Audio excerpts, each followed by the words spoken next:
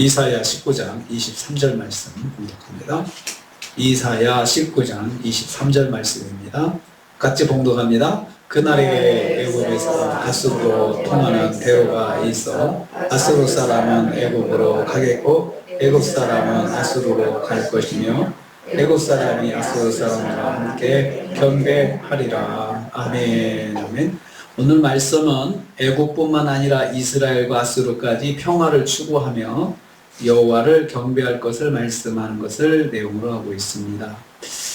지금 애굽이 심판을 받는다는 말씀을 시작해가지고 애굽이 하나님의 은혜를 입어서 하나님의 언약 백성으로 된다고 말씀을 했습니다. 근데 거기서 그치지 않고 이제 애굽에서 아수르까지 이르는 대로가 만들어진다라고 했습니다.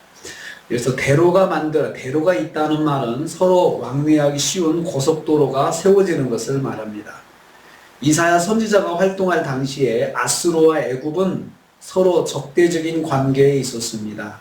아수르는 근동의 패권자로서 애굽을 정복하고자 허시탐탐 기회를 노리고 있었기 때문에 두 나라는 아주 적대적인 관계, 원수 같은 관계였습니다. 원수 관계에 있던 두 나라가 서로 왕래할 수 있는 길이 열릴 것이라는 뜻입니다. 원래 대로는 정복전쟁의 길이었습니다. 그런데 그런 전쟁의 길이 변해서 원수가 화목하는 길, 서로 친밀하게 협력하고 일치와 화합하는 길로 변한다는 말씀입니다. 말세에 여호와께서 전쟁의 길을 화평의 길로 만드신다는 그런 뜻입니다. 그래서 애굽과 아수르를 통하는 그 길이 전에는 전쟁의 길이었는데 이제는 서로 평화롭게 소통하는 길이 될 것이다 라고 말씀하고 있습니다. 두 번째로 아수르와 애굽 사람들이 서로 왕래할 것입니다. 아수르와 애굽 사람은 역사적으로 원수 관계에 있다 했습니다. 먼저 아수르 사람이 애굽으로 간다고 했습니다. 그 단어가 참 중요한 게 아수르 군인이 가는 것은 전쟁을 위해서 침공하는 거죠. 근데 아수르의 사람들이, 아수르의 민간인이 애굽으로 자유롭게 들어가는 것입니다. 또 그렇게 들어와도 애굽 사람들이 반감을 가지지 않을 정도로 적대감이 없이 오는 것이죠. 평화적인 교류를 위해서 애굽에 들어가는 것입니다. 뿐만 아니라 애굽의 민간인들이 아수르로 간다고 했습니다. 애굽 사람은 아수르로 갈 것이며 라고 했습니다. 이들도 평화적인 교류를 목적으로 들어가는 것입니다. 원수되었던 자들이 복음 안에서 하나가 될 것을 예언하는 말씀입니다. 메시아 예수 그리스도의 대속의 죽음으로 인해서 하나님과 인간의 막힌담이 허물어질 뿐만 아니라 인간과 인간 사이의 막힌담과 장벽이 무너질 것을 말씀하고 있습니다. 그래서 이 말씀은 장래의 종말론적인 예언의 말씀입니다. 원수관계에 있던 사람들끼리 서로 막힌 담을 열고 허물고 서로 평화롭게 화평할 것을 말씀하는 것입니다.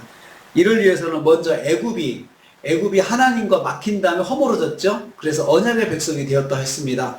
근데 그 애굽의 사람들이 들어가면서 또 애굽 사람과 함께하는 교제하는 사람들이 또 서로 화평하고 막힌 담을 허물고 전쟁하지 않고 화평을 이룬다는 것입니다. 말세에 원수되었던 사람들이 막힌 담을 허물고 평화를 이룰 것입니다.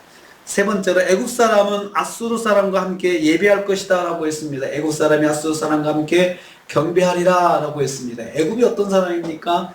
하나님을 대적하고 우상을 섬기던 나라가 심판받아가지고 하나님을 알게 되고 그리고 하나님의 백성, 언약 백성이 되었는데 그 애굽 사람이 아수르 사람과 함께 하나님을 예배한다. 자기들만 예배하는 것이 아니고 아수르 사람들, 자기 나라로 들어오는 아수르 사람들, 자기들이 또 방문하러 갔던 아수르 사람들을 전도해서 하나님을 예배하는 사람으로 만든다는 것입니다. 원수 관계에 있는 두 사람이 화목하는 것으로 끝나지 않습니다. 두 사람이 힘을 합하여 여호와 하나님을 경배할 것입니다. 애굽 사람이 아수르 사람과 함께 경배하리라 했습니다. 먼저 하나님의 언약 백성이 된 애굽 사람이 아수르 사람들을 이끌어서 하나님을 예배하는 것을 말씀하고 있습니다. 먼저 언약 백성이 된 애굽이 평화롭게 교류하던 아수르 사람들을 여호와 하나님께 인도하는 것을 말씀합니다. 이 말씀은 오순절에 성령이 임하심으로 성취되었습니다. 그리고 세상 끝날에 완성될 것입니다. 오순절 성령 강림하면서 거기에 모였던 만국에서 온 사람들이 성령의 충만함을 받은 제자들을 통해서 복음을 알고 그래도 흩어져 가지고 복음을 전하는 사람들이 되었습니다. 그래서 이 말세에 성령이 임하심으로 인해서 세상의 만방의 사람들이, 유대인뿐만 아니라 만방의 사람들이 하나님을 알고 복음을 알고 그리고 하나님의 백성이 된다는 말씀이 여기 기록되어 있습니다. 애국 사람들이 세상 사람들을 인도해서 여호와께 예배할 것입니다.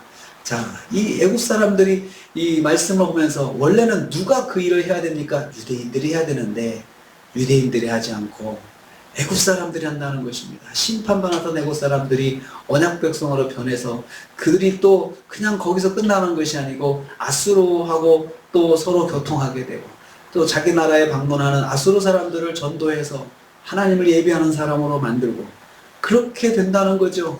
엉뚱하게도 언약의 백성 이스라엘이 그 일을 하지 않고 애굽이 변해서 하나님의 언약 백성이 되고 그리고 그들이 또 하나님의 복음을 전하는 일에 앞장서는 사람들이 된다. 지금이 그렇지 않습니까?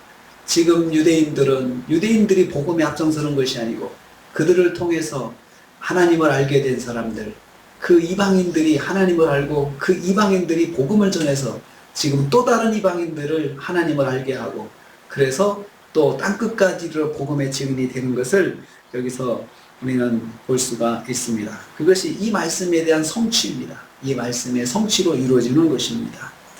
오늘 우리는 애굽에서 아수르로 통하는 대로가 열려서 전에는 그 길이 전쟁의 길이었는데 복음을 전하는 길이 되고 하나님의 백성들이 왕래하는 길이 되고 그렇게 된다고 그랬습니다.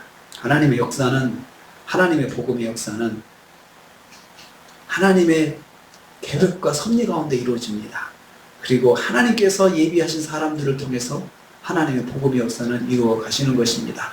마땅히 해야 할 사람들이 그 일을 행하지 않고 게을르게 하고 불순종하면 하나님은 다른 사람들을 세워가지고 그 일을 이루시는 것을 봅니다. 그렇기 때문에 우리에게 받은 사명을 우리가 순종하고 무슨 일이 있어도 감당한다는 마음을 가지고 있어야 합니다. 안 그러면 그것을 하나님께서 촛대로 옮기십니다. 그러면 너한테는 그 기회가 이제 사라지는 것이고 하나님께서 새로 세운 사람을 통해서 하시는 것이지. 하나님의 복음의 역사는 하나님께서 이루십니다. 그러므로 오늘도 우리가 생명구원을 위해서 기도하는 일들, 내가 사명을 받았으면 내가 감당해야 됩니다. 그것이 오늘 말씀을 통해서 깨닫게 되는 것입니다. 얼마든지 하나님 이루실 수 있지만 나를 통해서 하시겠다고 말씀하시면 내가 그것을 붙잡고 순종할 때 하나님께서 하나님의 방법으로 하나님의 일들을 이루실 줄로 믿습니다. 기도하겠습니다. 아버지 하나님 감사합니다.